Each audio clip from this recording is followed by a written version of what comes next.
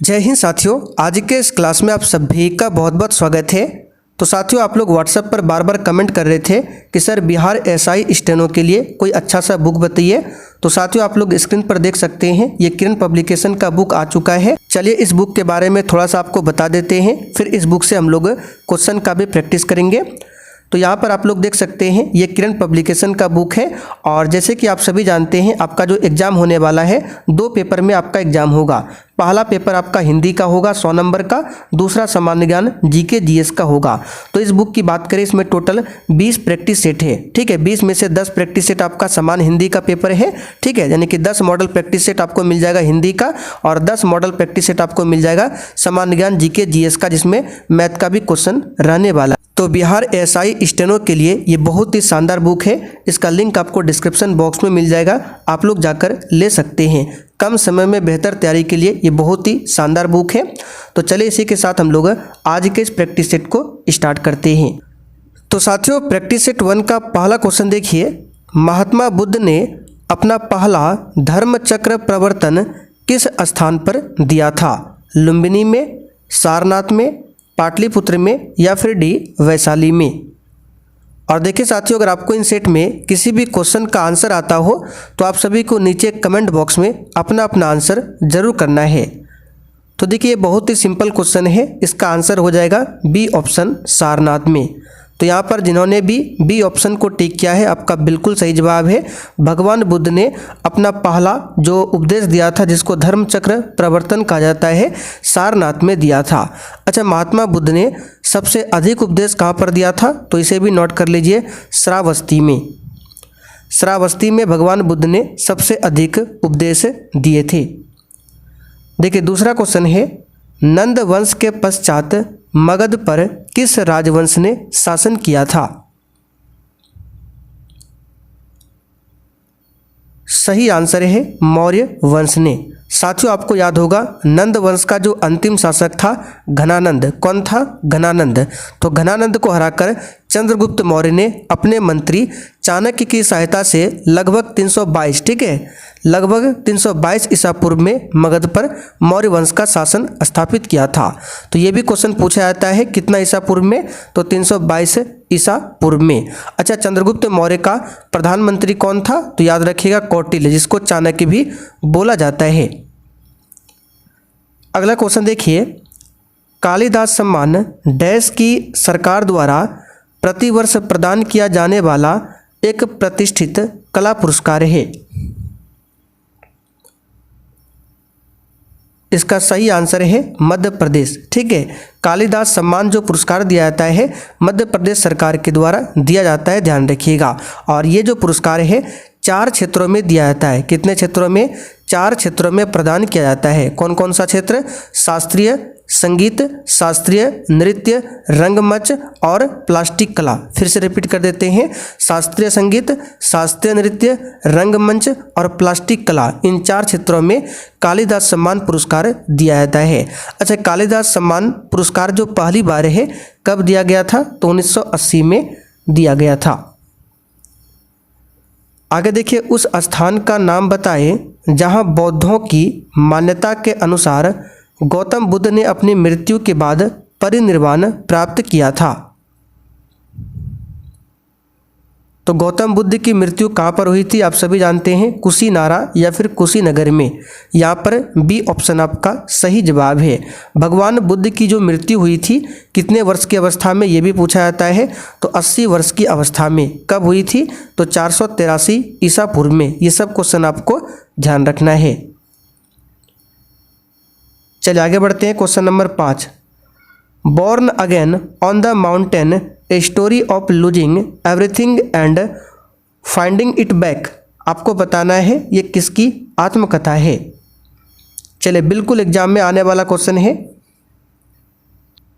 तो यहाँ पर इस क्वेश्चन का आंसर हो जाएगा चौथा ऑप्शन, अरुणिमा सिन्हा। याद रखिएगा, चौथा ऑप्शन यहाँ पर आपका सही जवाब है। अच्छा, इस पुस्तक में क्या बताया गया है?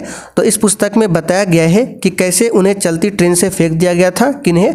तो अरुणिमा सिन्हा को। ठीक है, तो इनको चलती ट्रेन से फेंक दिया गया था, लेकिन ये जो है अरुणिमा सिन्हा माउंट एवरेस्ट पर पहुंचने वाली पहली दिव्यांग महिला बनी थी।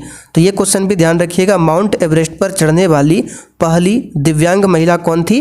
अरुणिमा सिन्हा। ठीक है, माउंट एवरेस्ट पर 2 बार चढ़ने वाली महिला कौन थी? संतोष यादव। ठीक है, चलिए आगे देखते हैं क्वेश्चन नंबर 6। मौर्य काल में शिक्षा का सर्वाधिक प्रसिद्ध केंद्र कौन सा था? क्वेश्चन के साथ जो भी एक्स्ट्रा डिस्कशन करेंगे उस पर आपको ज़्यादा फोकस करना है। तो मौर्य काल में शिक्षा का जो सर्वाधिक प्रसिद्ध केंद्र था ये कौन सा था? तो याद रखिएगा, तक्षशिला। यहाँ पर तीसरा वाला ऑप्शन आपका सही जवाब है। तक्षशिला वर्तमान में कहाँ पर है? तो ये पाकिस्तान में है तक्षशिला, इस बात को ध्यान रखिएगा। और चंद्रगुप्त मौर्य के जो प्रधानमंत्री थे चाणक्य, इसी तक्षशिला विश्वविद्यालय से संबंधित थे, ध्यान रखिएगा। अच्छा, नालंदा विश्वविद्यालय की बात करें, ये कहाँ पर है? तो ये नालंदा विश्वविद्यालय बिहार में है। और इसकी स्थापना किसने करवाया था? तो इसकी स्थापना जो है गुप्त वंश के शासक कुमार गुप्त ने करवाया था, नालंदा विश्वविद्यालय की स्थापना। एक पूछा जाता है विक्रमशिला विश्वविद्यालय जो कि भागलपुर में है, और विक्रमशिला विश्वविद्यालय की स्थापना किसने करवाया था? पाल वंश के शासक धर्मपाल ने करवाया था। तो साथियों, यहाँ पर आप लोग देख सकते हैं ये बिहार एसआई स्टेनो के लिए बैच है। इस बैच में आपको daily subject wise class full discussion के साथ मिल जाएगा, और उस क्लास का जो भी पीडीएफ होगा क्लास खत्म होने के बाद आपको वो पीडीएफ आंसर के साथ मिल जाएगा। प्लस क्लास में जो भी एक्स्ट्रा क्वेश्चन बताएंगे उसका भी आपको नोट्स मिल जाएगा, और साथ में जो आपका स्पेशल बिहार जीके है उसका भी 1 लाइनर नोट्स आपको मिल जाएगा, और भी छोटा छोटा subject wise important short notes आपको मिल जाएगा। अधिक जानकारी के लिए ये व्हाट्सअप नंबर है, इस पर मैसेज करके आप लोग जानकारी ले सकते हैं। चलिए आगे देखते हैं, निम्नलिखित में से कौन सी मुद्रा की विशेषता नहीं है? और किसी भी क्वेश्चन में डाउट होता है तो आप लोग कमेंट करके पूछ सकते हैं। तो यहाँ पर देखिए इसका आंसर हो जाएगा बी ऑप्शन, नस्वरता। ये मुद्रा की विशेषता नहीं है। अगला क्वेश्चन देखिए है, मुगल प्रशासन में मुहत्सिब का मतलब क्या था? यानी मुहत्सिब कौन था? चलिए बताइए इसका आंसर क्या होगा। मुगल वंश की स्थापना किसने किया था? तो बाबर ने किया था। कब किया था? तो 1526 में। किस युद्ध में हुआ था? तो पानीपत का जो प्रथम युद्ध हुआ था 1526 में, बाबर और इब्राहिम लोदी के बीच में। तो उस पानीपत के प्रथम युद्ध में बाबर ने इब्राहिम लोदी को हराया था और मुगल वंश की स्थापना किया था। तो मुगल प्रशासन में मुहत्सिब कौन था? इसका आंसर हो जाएगा लोक आचरण अधिकारी। ठीक है, लोक आचरण अधिकारी। कौन सा राज्य समर्पित सेमीकंडक्टर नीति लागू करने वाला भारत का पहला राज्य बन गया है? इसमें आपको करंट अफेयर्स का भी क्वेश्चन मिल जाएगा। चलिए आगे मैथ का भी क्वेश्चन आपको मिल जाएगा इस बुक में। तो कौन सा राज्य समर्पित सेमीकंडक्टर नीति लागू करने वाला भारत का पहला राज्य बन गया है? तो ये हो जाएगा गुजरात। ठीक है, गुजरात की राजधानी कहाँ पर है? गांधीनगर। और यहाँ पर एक नेशनल पार्क है जो कि पूछा जाता है, गिर नेशनल पार्क, जो कि एशियाई शेरों के लिए प्रसिद्ध है। गिर नेशनल पार्क कहाँ पर है? गुजरात में। कर्नाटक में है बांदीपुर राष्ट्रीय अभ्यारण्य। दिए गए विकल्पों में से कौन सा विकल्प प्रतिध्वनि उत्पन्न करता है? चलिए सभी ऑप्शन को देखिए अच्छा से। तो कौन सा विकल्प प्रतिध्वनि उत्पन्न करता है? जब ध्वनि परावर्तित होती है तभी प्रतिध्वनि उत्पन्न होता है। अब ध्वनि की बात करें तो ध्वनि जो है अनुदैर्घ्य तरंग का उदाहरण है। कैसा तरंग है? ध्वनि आपका अनुदैर्घ्य तरंग का उदाहरण है। और ध्वनि को गमन करने के लिए किसी न किसी माध्यम की आवश्यकता पड़ती है। ध्वनि की चाल सबसे अधिक ठोस माध्यम में होती है, ठोस से कम द्रव में और सबसे कम गैस में। ध्वनि की चाल कभी भी निर्वात में गमन नहीं करती है। चलिए अगला क्वेश्चन देखिए 11 नंबर। अलाउद्दीन खिलजी के आक्रमण के समय देवगिरी का शासक कौन था? तो अलाउद्दीन खिलजी के आक्रमण के समय देवगिरी का शासक था रामचंद्र देव। कौन था? रामचंद्र देव। यहाँ पर पहला वाला ऑप्शन आपका सही जवाब है। अलाउद्दीन खिलजी की बात करें तो इसने ही बाजार नियंत्रण प्रणाली को लागू किया था और घोड़ा दागने की प्रथा को इसी ने स्टार्ट किया था, अलाउद्दीन खिलजी ने। निम्नलिखित में से किसको संविधान द्वारा मौलिक अधिकारों को लागू करने की शक्ति दी गई है? तो किसको संविधान द्वारा मौलिक अधिकारों को लागू करने की शक्ति दी गई है? इसका आंसर हो जाएगा संसद को। किसको दिया गया है? संसद को। अगर आपका मौलिक अधिकार का उल्लंघन होता है तो आप लोग आर्टिकल 32 के तहत सुप्रीम कोर्ट जा सकते हैं और आर्टिकल नंबर 226 के तहत आप लोग हाई कोर्ट जा सकते हैं। वर्तमान में 6 मौलिक अधिकार है, पहले कितना था? 7। अगर आपको पॉलिटी डिटेल में पढ़ना है तो आपका सब्जेक्ट वाइज क्लास स्टार्ट है। पीछे जो हमने आपको बैच बताया उस बैच को आप ज्वाइन कर सकते हैं। वहाँ पर आपको सब्जेक्ट वाइज क्लास मिल जाएगा, ज्योग्राफी का मिल जाएगा, पॉलिटी का मिल जाएगा, ठीक है। स्पेशल बिहार का नोट्स भी आपको मिल जाएगा वहाँ पर। निम्नलिखित में से कौन सी झील खारे पानी की झील है? तो साथियों भारत की खारे पानी की झील यहाँ पर पूछा गया है, इसका आंसर क्या हो जाएगा? तो इसका हो जाएगा चिल्का झील, ठीक है। चिल्का झील ये भारत की ही नहीं बल्कि एशिया की सबसे बड़ी अंतर्देशीय खारे पानी की झील है और ये एक प्रकार का लैगून झील है। और ये कहाँ पर है चिल्का? तो ये ओडिशा में है, ठीक है। कहाँ पर है? ओडिशा में है। लोनार झील पूछा जाता है, कहाँ पर है? तो ये महाराष्ट्र में है, ध्यान रखिएगा। अगला क्वेश्चन देखिए, 1856 के सिपाही विद्रोह में सिपाहियों को किस कंपनी द्वारा बनाए गए कारतूसों पर आपत्ति थी? और आप लोग व्हाट्सअप नंबर लिख लीजिए, बोल देते हैं 9631887058। इस व्हाट्सअप नंबर पर मैसेज करके आप लोग बैच के बारे में जानकारी ले सकते हैं।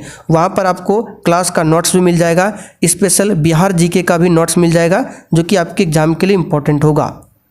तो देखिए 1857 की जो क्रांति होती है उसकी शुरुआत कहाँ से होती है? तो 10 मई से। यहाँ पर सही कर लीजिए, 1857 होगा। तो 1857 की क्रांति की शुरुआत कहाँ से होती है? तो 10 मई से उत्तर प्रदेश के मेरठ से। अच्छा, 1857 का जो क्रांति था उसका प्रतीक चिन्ह क्या था पूछा जाता है, तो याद रखिएगा कमल और रोटी। तो फिलहाल इसका आंसर हो जाएगा एनफील्ड। क्या हो जाएगा? एनफील्ड। भारतीय संविधान का डैश भारतीय नागरिकों के मौलिक कर्तव्यों को परिभाषित करता है। जिस तरह से वहाँ पर बैच में पॉलिटी क्लास पढ़ाया गया है, अगर आप लोग पूरा क्लास कर लेते हैं तो पॉलिटी का आपका एक भी क्वेश्चन नहीं छूटेगा। तो भारतीय संविधान का कौन सा आर्टिकल है? तो यह है आर्टिकल नंबर 51A जो कि मौलिक कर्तव्य से संबंधित है। और भाग पूछे तो भाग 4A। मौलिक कर्तव्य को रूस देश के संविधान से लिया गया है।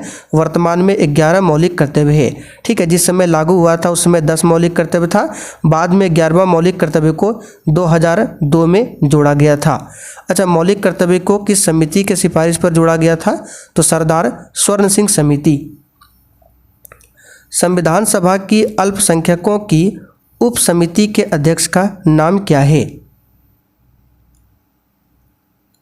तो संविधान सभा की अल्पसंख्यकों की उप समिति के अध्यक्ष का नाम है H.C. मुखर्जी। क्या है? H.C. मुखर्जी। आगे देखिए, 1872 में राजा राम मोहन राय ने एक नई धार्मिक संस्था की स्थापना की जिसे डैश सभा कहा जाता था, जिसे बाद में ब्रह्म समाज के नाम से भी जाना गया। तो देखिए किताब में जो आंसर दिया है वो आपका आत्मीय सभा दिया है, लेकिन आत्मीय सभा की स्थापना राजा राम मोहन राय ने 1815 में किया था। तो आप लोग सही कर लेंगे, क्या होगा? 1815, ठीक है। तो आंसर क्या हो जाएगा? 1815 में राजा राम मोहन राय ने आत्मीय सभा की स्थापना किया था और 1828 में इन्होंने ब्रह्म समाज की स्थापना किया था। यहाँ भी सही कर लीजिए, यहाँ पे 1879 नहीं होगा, यहाँ पे होगा 1897। स्वामी विवेकानंद द्वारा 1897 में डैश किया गया था। तो ये तो बहुत ही सिंपल सा क्वेश्चन है। इसका आंसर क्या हो जाएगा? रामकृष्ण मिशन की स्थापना 1897 में किया गया था, ठीक है। कहाँ पर? तो पश्चिम बंगाल के बेलूर में, ठीक है। पश्चिम बंगाल के बेलूर में किया गया था और इस मिशन का उद्देश्य क्या था? मानव सेवा। 1795 और 1804 के बंगाल विनियमन अधिनियमों ने डैश घोषित किया। इसका आंसर होगा कन्या हत्या को अवैध। यहाँ पर दूसरा वाला ऑप्शन सही है। ठीक है, कन्या हत्या को अवैध घोषित कर दिया था। अमेरिका के नवनिर्वाचित 47वें राष्ट्रपति डोनाल्ड ट्रंप, ठीक है, 12 नवंबर 2024 को नवनिर्मित सरकारी दक्षता विभाग का सह नेतृत्व करने के लिए किसे नियुक्त किया है? तो करंट अफेयर्स का क्वेश्चन है, देख सकते हैं। इसका आंसर हो जाएगा आपका एलन मस्क और विवेक रामास्वामी को। मैकमोहन रेखा चीन के तिब्बती क्षेत्र और भारत के उत्तर पूर्व क्षेत्र के बीच की सीमा रेखा है, ठीक है, जिसे ब्रिटिश औपनिवेशिक प्रशासन हेनरी मैकमोहन ने 1914 में डैश संधि पत्र पर प्रस्तावित किया था। तो भारत और चाइना के बीच है मैकमोहन रेखा, जो कि 1914 में खींचा गया था। ठीक है, तो कहाँ पर? तो याद रखिएगा शिमला में। शिमला में संधि पत्र पर प्रस्तावित किया गया था। याद रखिएगा, हिमाचल प्रदेश की राजधानी शिमला में। चलिए आगे देखते हैं। 18 फरवरी 1930 को हुई चिट्टग्राम शस्त्रागार छापे की घटना का नेतृत्व डैश ने किया था, जिसमें क्रांतिकारी ने डपारा में स्थित पुलिस शस्त्रागार पर कब्जा कर लिया था। बताइए किसके नेतृत्व में? तो इसका आंसर हो जाएगा गणेश घोष के नेतृत्व में। क्या हो जाएगा? गणेश घोष के नेतृत्व में। ठीक है, और इसके सूत्रधार कौन थे? सूर्यसेन, जिसे मास्टर जी के नाम से भी जाना जाता है। भारत की समुद्री सीमा तटीय किनारों से डैश दूरी तक समुद्र में फैली हुई है। तो भारत की समुद्री सीमा तटीय किनारों से कितने दूरी तक समुद्र में फैली हुई है? तो इसका आंसर हो जाएगा आपका 12 समुद्री मील। कितना? 12 समुद्री मील। डैश चोटी साइलेंट वैली राष्ट्रीय उद्यान पालक्कड़ में सबसे ऊंची चोटी है। इसका आंसर है अगिंडा। अगिंडा चोटी जो है साइलेंट वैली राष्ट्रीय उद्यान पालक्कड़ में सबसे ऊंची चोटी है, ध्यान रखिएगा। अनाईमुड़ी किसकी सबसे ऊंची चोटी है? तो अन्नामलाई पर्वत की सबसे ऊंची चोटी है। दोदा बेटा पूछा जाता है, नीलगिरी की सबसे ऊंची चोटी है। गुरु शिखर अरावली की सबसे ऊंची चोटी है। कौन सी नदी पश्चिमी तटीय मैदानों में प्रवेश करने से पहले 275 मीटर ऊंची चट्टान से गिरती है और गरसोप्पा जलप्रपात बनाती है? देखिए, गरसोप्पा जलप्रपात को महात्मा गांधी जलप्रपात, इसे जोग जलप्रपात के नाम से भी जाना जाता है। महात्मा गांधी जलप्रपात या जोग जलप्रपात या गरसोप्पा जलप्रपात, तीनों एक ही नाम है। और ये कहाँ पर है? तो ये कर्नाटक में है, शरावती नदी। कौन सी नदी? शरावती नदी। किस राज्य की स्थापित बिजली उत्पादन क्षमता सबसे अधिक है? आंसर हो जाएगा महाराष्ट्र। किस रेडियोधर्मी तत्व के विश्व के सबसे बड़े भंडार भारत में पाए जाते हैं? तो नॉर्मल सा क्वेश्चन है, यह है थोरियम, जो कि भारत में विशाल भंडार है इसका। थोरियम कहाँ पर है? तो केरल के तटीय इलाके में है थोरियम का भंडार। भारत में कौन सा आदिवासी समुदाय अधिकतर उदयपुर में सिरोही की अरावली पर्वतमाला में पाया जाता है? तो ये है भील जनजाति। यहाँ पर तीसरा वाला ऑप्शन सही है, भील जनजाति। डैश भाषा चीनी तिब्बती भाषा परिवार से है। और आज से ही आपका सब्जेक्ट वाइज क्लास स्टार्ट होता है, तो फटाफट से आप लोग बैच को ज्वाइन कर सकते हैं। तो क्वेश्चन नंबर 29 के लिए आपका आंसर क्या हो जाएगा? तीसरा, दिमासा। दिमासा जो है ये भाषा चीनी तिब्बती भाषा परिवार से संबंधित रखता है। निम्नलिखित में से कौन सा देश आंशिक या पूर्ण रूप से सहारा रेगिस्तान में नहीं आता है? तो इसका आंसर हो जाएगा कौन सा, बताइए। तो यहाँ पर देखिए, अल्जीरिया हो गया, लीबिया हो गया और मिस्र। ठीक है, ये तीनों देश सहारा रेगिस्तान के अंतर्गत शामिल है, जबकि नाइजीरिया जो है ये शामिल नहीं है। सहारा रेगिस्तान विश्व का सबसे बड़ा रेगिस्तान है, ध्यान रखिएगा। तो चलिए आज के लिए इतना ही छोड़ देते हैं, बाकी आप बुक से प्रैक्टिस कर सकते हैं। बुक का लिंक आपको डिस्क्रिप्शन बॉक्स में मिल जाएगा। और आप लोग व्हाट्सअप नंबर लिख लीजिए 9631887058। बैच के बारे में कुछ भी जानकारी चाहिए तो इस पर मैसेज करके फटाफट से आप लोग जानकारी ले सकते हैं।